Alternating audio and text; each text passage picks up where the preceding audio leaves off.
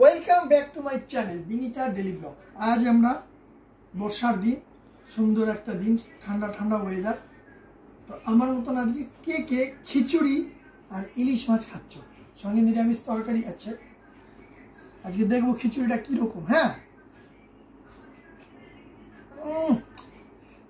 Heavy, দারুণ হয়েছে।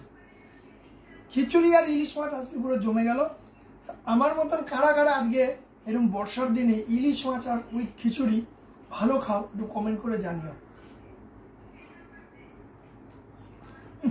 Heavy, এই স্বাদের জুড়ি নেই, দারুণ, এক্সেলেন্ট হয়েছে।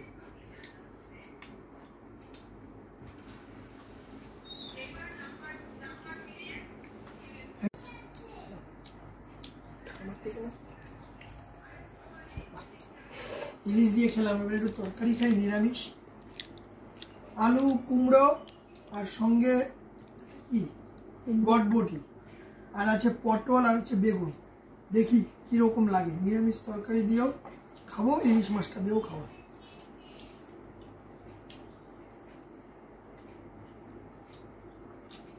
দারুণ।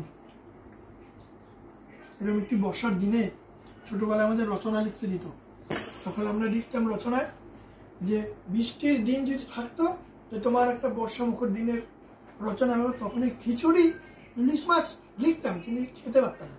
এখন ইলিশ মাছ খাচ্ছি এবং খিচুড়ি তরকারি, বাহ, অসাধারণ টেস্ট, দারুণ।